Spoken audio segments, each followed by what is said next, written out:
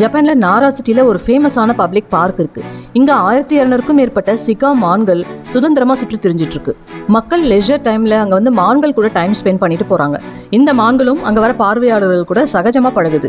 அங்க வர சுற்றுலா பயணிகள் மான்களுக்கு ஏதாவது சாப்பிட கொடுத்து அதனால ஹெல்த் ப்ராப்ளம்ஸ் எதுவும் கிரியேட் ஆயிடக்கூடாதுன்ற காரணத்தினால ஸ்பெசிஃபிக்கா மான்களுக்காகவே கோதுமை மற்றும் அரிசி மாவுல தயாரிக்கப்படுற ஷிகா சென்பை அப்படிங்கிற ஸ்பெஷல் பிஸ்கட் அங்கேயே சேல் பண்றாங்க. இதை ரைஸ் கிராக்கர்ஸ் அப்படின்னு சொல்றாங்க. ஸ்வீட்னஸ் இல்லாத ஒரு ட்ரை கேக் தான் அது. இது மான்களுக்கு ஈஸியா டைஜஸ்ட் ஆகக்கூடிய ஒரு சேஃபான ஃபுட்டா இருக்கு.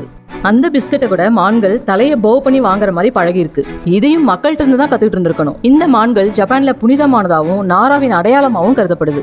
நாரால வாழ்ற மான்கள் ஜப்பானோட இயற்கை பொக்கிஷங்களா அறிவிக்கப்பட்டு பாதுகாக்கப்படுது. ஒருவர் இந்த பார்க்ல வரலாற்று கலாச்சார பாரம்பரிய சின்னங்களும் அமைக்கப்பட்டிருக்கு. ஜப்பான்ல one of the largest bronze Buddha statue இங்க தான் இருக்கு. டீ ஹவுசஸ், பாண்ட்ஸ் அப்படின்னு அமைக்கப்பட்டிருக்க ஒரு அழகான அமைதியான இந்த ட்ரெடிஷனல் ஜாப்பனீஸ் கார்டன் மக்களுக்கு ஒரு ரிலாக்ஸேஷனை தருது.